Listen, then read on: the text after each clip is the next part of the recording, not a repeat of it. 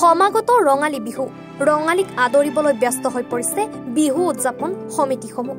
Bharat Ratna Sudhakantha doctor Bhupen Hazarika আৰু গণশিল্পী ৰাজীৱ খদিয়াৰ স্মৃতিত অসম জাতীয়তাবাদী যুৱ পৰিষদৰ তিনিচকীয়া জিলা সমিতিৰ উদ্যোগত উদযাপন সমিতিৰ অতিথ্যত আৰু তিনিচকীয়া জিলাবাসী ৰাইজৰ সহযোগত বহাগৰ এদিন 2025 উদযাপনৰ ব্যাপক প্ৰস্তুতি মাৰ্ঘেৰিটাত। ইতিমধ্যে এখন সাধাৰণ সভাত নৰেশ্বৰ হাজৰিকাক সভাপতি, বিকাশ বৰুৱাক কাৰ্যকৰী সভাপতি আৰু অৱনী চলিহাক সাধাৰণ সম্পাদক হিচাপে লৈ এখন শক্তিশালী উদযাপন সমিতি গঠন কৰা হয়।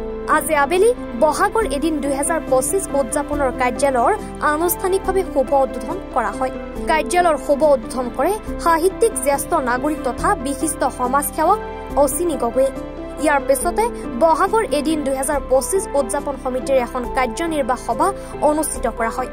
কাৰ্যনিৰ্বাহ সভাই সৰ্বসন্মতিক্ৰমে 1 মে তাৰিখে বহাগৰ এদিন 2025 দিনজোৰা কাৰ্যসূচীয়ে উদযাপনৰ সিদ্ধান্ত গ্ৰহণ কৰে। আজি সভাতে কাৰ্যসূচী সন্দৰ্ভত চূড়ান্ত সিদ্ধান্ত লোৱা হয়। অসম জাতীয়তাবাদী যুৱ পৰিষদৰ উদ্যোগত আগন্তুক বহাগ মাহত আমি সুধাকণ্ঠ ডক্টৰ ভূপেন হাজৰিকা আৰু গণশিল্পী ৰাজীৱ খদিয়াৰ দেৱৰ নামত উৎসৰ্গিত যিহেতু বহাগৰ এদিন আমি উদযাপন কৰিবলৈ আগবাঢ়িছোঁ।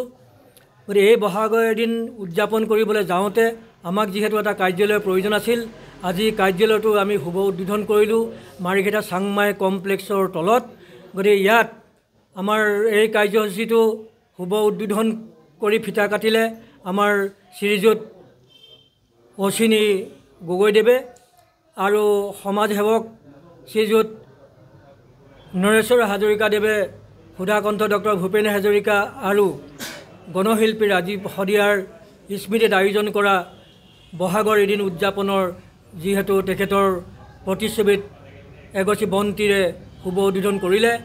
ইয়াৰ লগে লগে আমাৰ মাজত মাৰ্ঘেৰিটাৰ জিলাখনৰ বিভিন্ন প্ৰান্তৰ পৰা এই সভাখন আমি যিখন সভা অনুষ্ঠিত কৰিছিলোঁ এই সভাখনলৈ সকলোখিনি আহিছে। আহি পেলাই আমাক দিহা পৰামৰ্শ দিছে যে ভূপেন হাজৰিকা আৰু ৰাজীৱ খদিয়াৰ নামত উৎসৰ্গিত যিটো অনুষ্ঠান আপোনালোকে কৰিবলৈ লৈছে খুবেই সুন্দৰ হৈছে। গতিকে আমি সকলো তিনিচুকীয়া জিলাবাসী ৰাইজে সম্পূৰ্ণ সহযোগিতা কৰিম আৰু এই সম্পূৰ্ণ সহযোগিতা কৰিম বুলি যিহেতু আমাক প্ৰতিশ্ৰুতি দিছে, গতিকে আমি সেইকাৰণে অসম জাতীয় যুৱ পৰিষদৰ তৰফৰ পৰা প্ৰথমেই আমি সেই সকলো ৰাইজক আমি শ্ৰদ্ধা নিবেদন কৰিছোঁ, কৃতজ্ঞতা জ্ঞাপন কৰিছোঁ। লগতে আজি সাংবাদিক বন্ধুসকলে আমাৰ অনুষ্ঠানটোত পুৱাৰ পৰা যিহেতু আমাৰ লগত সহযোগিতা কৰি আছে, তেখেতসকলক এই সন্ধিক্ষণত এই পবিত্ৰখনত তেখেতসকললৈ মই অতিকৈ শ্ৰদ্ধা নিবেদন কৰিছোঁ।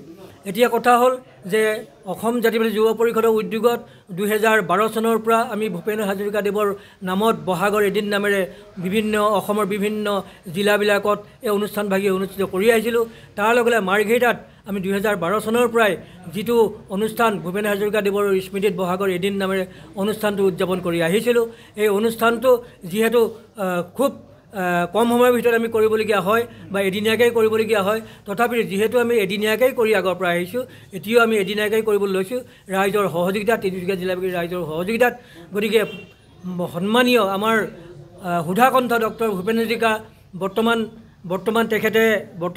তেখেতে 1977 চনত পদ্মশ্ৰী বঁটা লাভ কৰিছে, 1987 চনত শংকৰদেৱ বঁটা লাভ কৰিছে, 1993-92 চনত তেওঁৰ দাদা চাহেব ফাল্কে বঁটা অৰ্জন কৰিছে, 2001 চনত পদ্মভূষণ বঁটা লাভ কৰিছে, 2008 চনত সাহিত্যাচাৰ্য,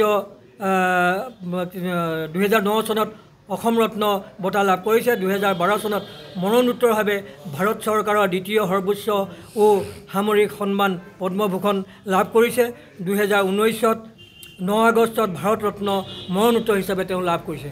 গতিকে যিহেতু অসমৰ সমগ্ৰ ভাৰতবৰ্ষৰ লগতে সমগ্ৰ পৃথিৱীৰ বিৰজিত এই আমাৰ মহান পুৰুষজনৰ আমি পুৰুষ বুলি ক'বলৈ হয়তো অসুবিধা হয় যে আমি ভূপেন হাজৰিকাক কি দি সন্মান জনাম বা কি নামেৰে আমি তেওঁক সন্মান জনাম বা তেওঁক আমি উৎসৰ্গিত কৰিম, এইবিলাক আমাৰ অকণমান দিগদাৰী হয়। তথাপিতো ভূপেন হাজৰিকা যিহেতু অমৰত্ব তেখেতক সমগ্ৰ ভাৰতবাসী সমগ্ৰ অসমবাসী সমগ্ৰ বিশ্ববাসীয়ে তেখেতক সন্মান জনোৱাৰ কাৰণে আমি চিৰকৃতজ্ঞ। তাৰ লগে লগে আমি অসমৰ জাতি বৰ্ণ ধৰ্ম নিৰ্বিশেষে সকলোৱে এই ভূপেন হাজৰিকাদেৱক আমি স্মৰণ কৰিছোঁ। তাৰ লগে লগে যোৱা কিছুদিনৰ পূৰ্বে দেহ ৰক্ষা কৰা আমাৰ স্বৰ্গীয় বুলিয়ে ক'ব লাগিব, স্বৰ্গীয় বুলি ক'বলৈ লাজ লাগে। তেওঁ আমাৰ মাটিৰে এই অসমৰ মাটিৰ এজন শিল্পী, অসমৰ জাতীয় এগৰাকী শিল্পী। সমগ্ৰ ৰাইজে সমগ্ৰ অসমবাসীয়ে তেওঁৰ হৈ চকুলো টুকিছিলে। গতিকে আমিও তেখেতৰ আত্মাৰ সদগতিৰ কাৰণে আমাৰ যিহেতু তেখেত আমাৰ আত্মাৰ এগৰাকী সম্পদ, গতিকে তেখেতক আমি শ্ৰদ্ধাৰে এই অনুষ্ঠানটি আৰম্ভ কৰিবলৈ বিচাৰিছোঁ। তেখেতৰ হৈ আমি যিটো অনুষ্ঠান মাৰ্ঘেটাৰ পৰা অভিজিত কাকতিৰ ৰিপৰ্ট, এনি ভাৰত 24।